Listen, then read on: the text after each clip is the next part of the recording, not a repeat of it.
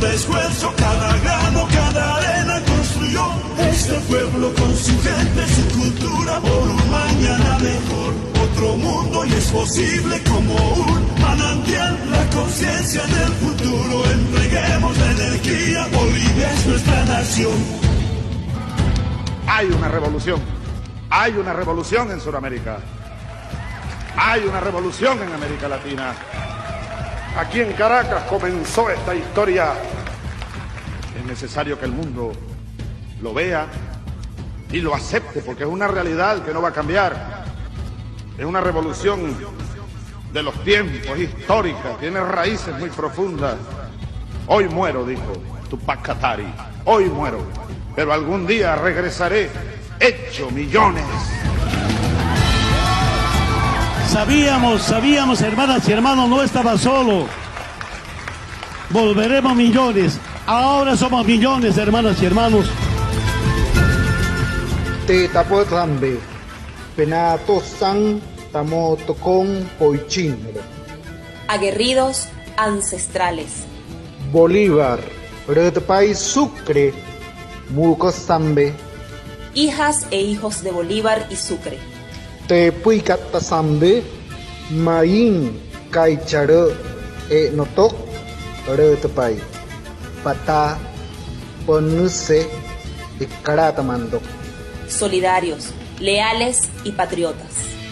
Así somos, así es mi tierra con Bolivia.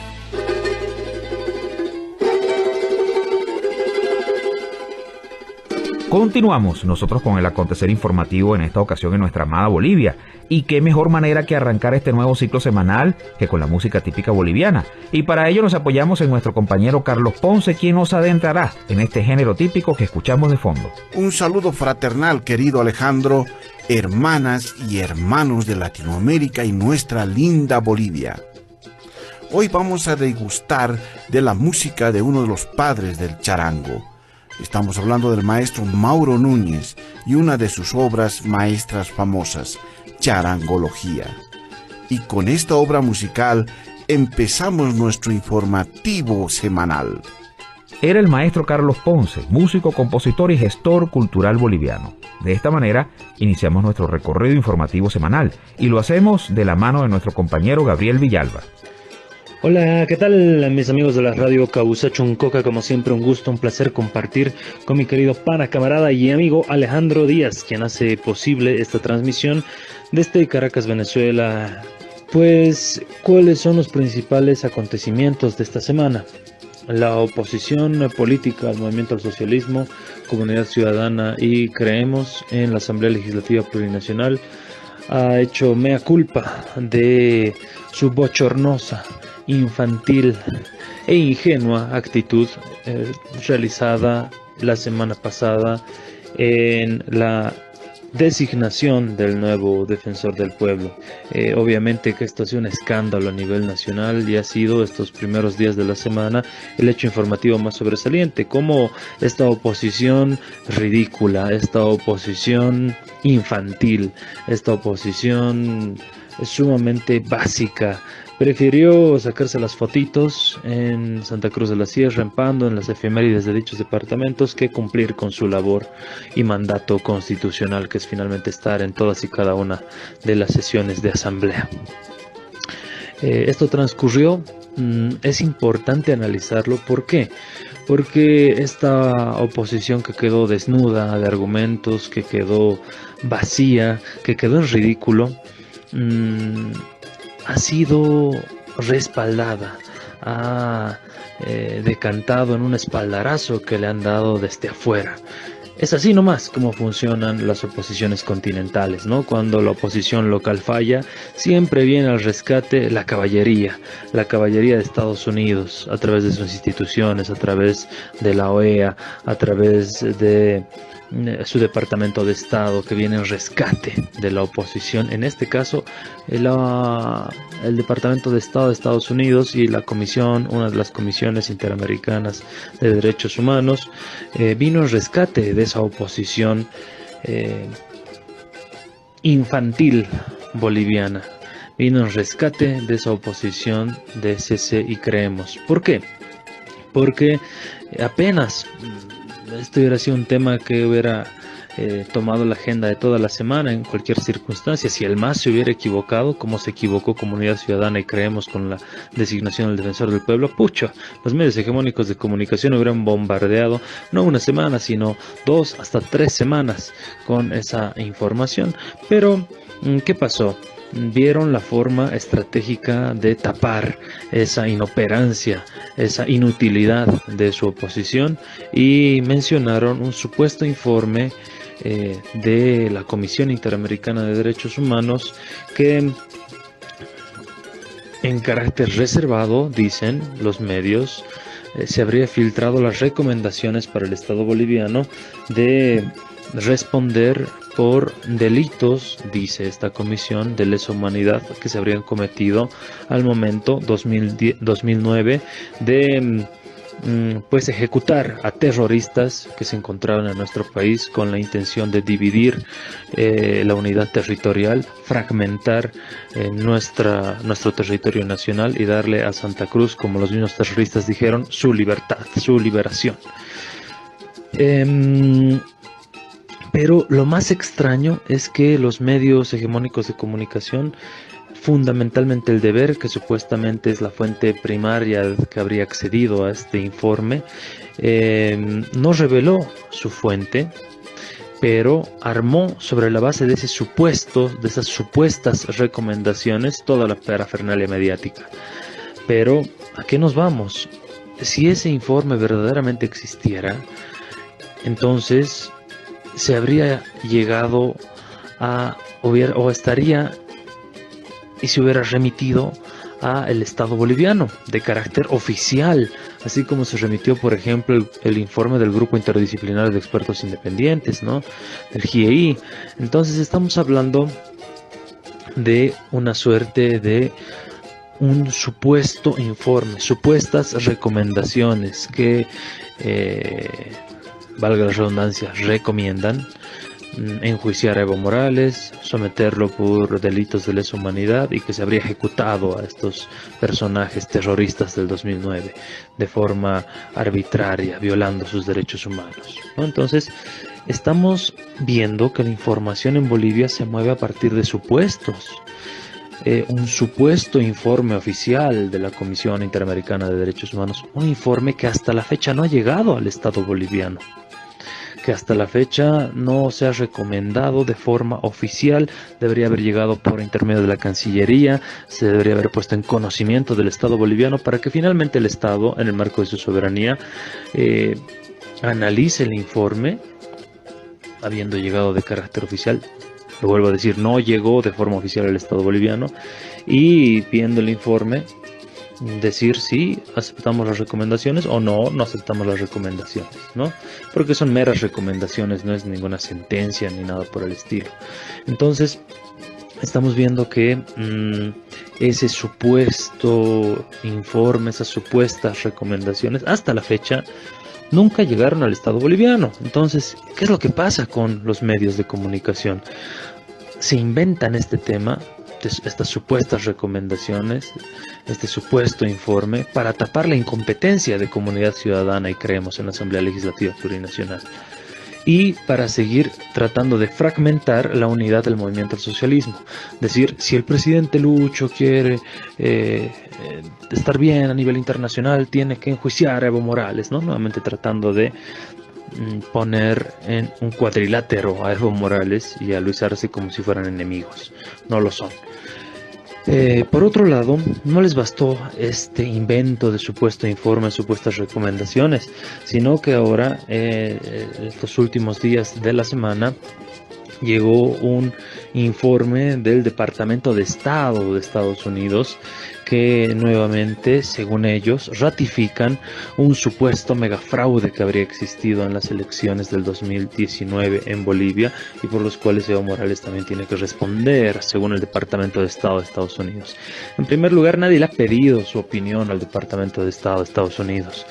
El presidente Luis Arce Catacora se ha expresado elocuentemente en Naciones Unidas, indicando que no vamos a permitir ninguna clase de injerencia, ninguna clase de criterios unilaterales aranceles, de imposiciones que vengan de, sobre todo, Estados Unidos a través de sus instituciones, el Departamento de Estado o su Oficina de Combate contra la Droga y el Delito. Entonces estamos hablando de que nuevamente la oposición política al movimiento al socialismo en Bolivia se rearticula a partir de lo que dice Estados Unidos. Imagínense el nivel de cipallaje, el nivel de coloniaje que tienen en su mente estos sujetos, y tiran como una gran noticia y se apoyan en este informe del Departamento de Estado de Estados Unidos. Entonces estamos viendo, si lo analizamos no como hechos aislados, sino como algo conjunto, mancomunado, estamos viendo un primer momento, un infantilismo, una incredulidad, una ingenuidad de CC y Creemos, que no cumplieron su rol de oposición. Como fracasaron, como esa oposición interna al movimiento al socialismo fracasó, viene la caballería desde afuera, a partir de ese informe develado por la Comisión Interamericana de Derechos Humanos. Un informe que, lo vuelvo a decir, no es oficial, no ha llegado de forma oficial al Estado. Pues tuvieron más de un año para demostrar ese supuesto fraude y no lo hicieron. Más al contrario, fueron refutadas por innumerables instituciones. Uno de ellos, la propia MIT, ¿no? El Instituto Tecnológico de Massachusetts del propio Estados Unidos, universidades europeas, CELAC, la CPR de Estados Unidos. Entonces, más allá de seguir inventando que sí existió un fraude el 2019 en Bolivia sobre la base del TREP, un sistema que, lo vuelvo a decir, no era oficial, no reflejaba el cómputo final oficial, pues deberían estar reforzando a sus operadores locales aquí en Bolivia, porque se ha demostrado que son unos inútiles, ¿no? Entonces estamos viendo claramente una suerte de intromisión en los asuntos internos de Bolivia por parte de estos entes norteamericanos, pero operados mediáticamente con amplia propaganda por los cipayos locales bolivianos. Es todo lo que puedo informar desde La Paz, Bolivia, para Caracas, Venezuela, Bolivia, el trópico de Cochabamba, la Causa Choncoca y el mundo. Les habló Gabriel Villalba. En otras informaciones tenemos que los sistemas de salud de los departamentos habilitaron centros de detención de la viruela del mono para hacer un seguimiento y reducir las posibilidades de contagio. Se sigue haciendo la vigilancia intensificada, seguimos haciendo las pruebas a los casos sospechosos y casos probables. Entonces, estamos manteniendo la vigilancia activa en todo el departamento de La Paz. Todos los centros de salud, hospitales de primer, segundo, tercer nivel están realizando las pruebas pertinentes para realizar lo que es la viruela del mono. Mientras tanto, el Ministerio de Salud informó que hasta ahora se tiene control sobre la expansión de la enfermedad, lo que se atribuye a las medidas preventivas. Si bien no tenemos un presupuesto específico para atender esta patología, sí hemos tomado las previsiones rápidas y acciones necesarias para poder brindarle al Sistema Nacional de Salud las competencias pertinentes. Se recordó que entre las medidas adoptadas tras la declaratoria de emergencia sanitaria está en habilitar la toma de muestras en las principales ciudades para hacer su diagnóstico en poco tiempo. La provisión de pruebas suficientes y necesarias para atender las necesidades del país. Antes de que surja el primer caso, nosotros realizamos la declaratoria de alerta epidemiológica en el Estado Plurinacional de Bolivia. En ese momento no podíamos diagnosticar, pero hemos tomado todas las medidas necesarias y suficientes para lograr el diagnóstico ahora en nuestro país en horas de la viruela del mono. El informe oficial señala que a casi 2 meses de haberse confirmado el primer caso de viruela del mono se tienen registrados 174 pacientes, de los que 113 se encuentran aún activos en solo 3 de los 9 departamentos del país, y no se ha registrado a la fecha ningún deceso a causa de esta enfermedad. Cambiamos de tema para informarles que el abogado Pedro Callisaya es el nuevo defensor del pueblo, quien fue elegido entre 198 postulantes y luego de un largo bloqueo de la oposición legislativa de la derecha fascista, fue elegido por la Asamblea Legislativa el viernes 23 de septiembre pasado. Yo sé que muchos han criticado la forma de designación del suscrito defensor del pueblo. No obstante, es importante establecer el elemento de coherencia básica que es la gestión. La gestión va a demostrar cuál es la identidad del suscrito defensor del pueblo. La elección comenzó en la Asamblea Legislativa, donde las bancadas acordaron las condiciones. De los 198 postulantes, quedaron 7. Fue el momento en el que la derecha fascista legislativa decidió boicotear el proceso, pero su decisión de participar en la fiesta cívica de Santa Cruz, como lo mencionó nuestro compañero Gabriel Villalba, facilitó que el movimiento al socialismo reuniera los 2/3 de votos para así elegir al defensor Callisaya. Esta selección se ha dado en un proceso transparente en el que todas las fuerzas políticas han estado presentes. Por lo tanto, se trata de una elección legal. Se tuvo que sortear 12 etapas, los cuales demandó un tiempo de 5 meses aproximadamente, agotando una por una, que tuvieron suficiente tiempo para discutir todo el procedimiento legal. El nuevo defensor del pueblo ejercerá por un periodo de 6 años. Confiamos en que nuestro nuevo defensor del pueblo escuchará todas las demandas, todas las denuncias y reclamos, venga de donde venga, sin discriminación. La Defensoría del Pueblo fue creada en el año de 1998 y tiene la misión de velar por el cumplimiento, promoción, difusión y vigencia de los derechos humanos en el país. Tiene autonomía funcional, financiera y administrativa. Es totalmente autónoma, lo que la hace libre de recibir instrucciones de otros entes del Estado. En otras informaciones tenemos que la propaganda para adoptar medidas radicales en el Cabildo, convocado para este viernes pasado 30, fue definitivamente abrumador. La derecha fascista miente al afirmar que la Constitución del país dice que el censo debe realizarse cada 10 años. La Carta Magna nos indica que el censo debe realizarse cada 10 años. Todos a los pies de nuestro Cristo Redentor, llenando todos los espacios de norte a sur y de este a oeste. Pedimos a nuestro pueblo cruceño, pedimos a cada uno de ustedes asistir este 30 de septiembre al Cabildo. Sin embargo, el gobierno nacional afirmó que la derecha fascista y algunas instituciones de Santa Cruz, mediante la Universidad Estatal de ese departamento, no cumplen en promover con solvencia técnica un plan real que justifique en adelantar en un año la consulta nacional. Los resultados nacionales podremos darlos nosotros entre 12 a 14 meses después de realizado el censo. Y nos dice la universidad que lo podría hacer en 7 meses. Consideramos que todas las recomendaciones internacionales nos dicen que para que sea algo correcto y que sea hecho un buen censo, necesitan mínimamente de 12 a 16 meses. Mediante la Universidad Estatal de Santa Cruz se prometió completar una propuesta que ya hizo y fue rechazada por su insuficiencia en agosto pasado. La nueva propuesta de más de 140 páginas solo tiene 2 hojas con 2 cronogramas de fechas para realizar actividades relacionadas al censo. Ellos se habían comprometido el 15 de agosto a mandar una propuesta completa en función a la información que tenía el INE, que le remitió el INE. Lamentablemente nos encontramos en una situación similar a la del 15 de agosto, donde la propuesta es incompleta y no tiene una explicación y justificación técnica. Lo que sí deja claro la segunda propuesta de adelanto del censo es la amenaza de que por las buenas o por las malas han decidido imponer el adelanto de la encuesta.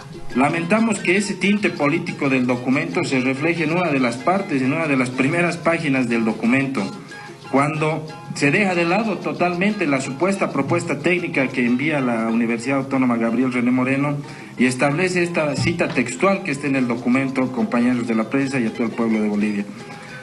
Señalan que habrá que arrancar al gobierno por la razón de la racionalidad o por la fuerza de la movilización ciudadana la decisión política de realizar. El Comité Pro Santa Cruz, que organizó el cabildo de este viernes pasado, fue decisivo en el golpe de Estado de noviembre de 2019. En este cabildo, que decidió medidas de presión, aumentaron en 7 las nuevas exigencias para el adelanto del censo, entre ellas una reforma judicial, pacto fiscal, reordenamiento de tierras fiscales y un nuevo padrón electoral. No crean ustedes que la derecha en Bolivia es única. Todo el fascismo en nuestra región es así, y se los digo con conocimiento de causa, ya que en Venezuela son exactamente iguales. Solo siguen los dictámenes de su amo imperial del norte, y por ello pues son capaces hasta de vender a su familia entera, si fuese necesario. Y bien, continuamos nosotros en esta ocasión con nuestra acostumbrada sección cultural, dirigida por nuestro compañero Carlos Ponce. La cultura aymara, centrada en la adoración a la Pachamama y con un fuerte concepto de reciprocidad, la cultura aymara se transformó en el soporte socioeconómico del imperio incaico. Efectivamente, practicaron el sistema Aini, una forma de ayuda mutua entre los señoríos aymaras, que estaban formados por familias extensas, en la cual el mérito consistía en dar y no acumular, lo que generaba naturalmente un prestigio dentro de la sociedad. La cultura aymara se desarrolló desde la era precolombina en los territorios de Bolivia, Perú y Chile, ocupando dispersamente los alrededores del lago Titicaca hasta la pampa del Tamarugal y parte de la costa. En el tema económico, se caracterizaron por ser un pueblo dedicado al pastoreo, el tejido y la agricultura, con la que desarrollaron la técnica del chuño o papa deshidratada, un alimento que se puede conservar por más de 15 años, aún más. Logró sobrevivir hasta nuestros tiempos gracias a la persistencia de su lengua, el aymara. Los señoríos aymaras surgieron a partir de la decadencia de la cultura tiahuanacu entre el 1000 y 1100 después de Cristo. Estos pueblos extendieron su radio de influencia por toda la cordillera de los Andes, careciendo de un poder político centralizado.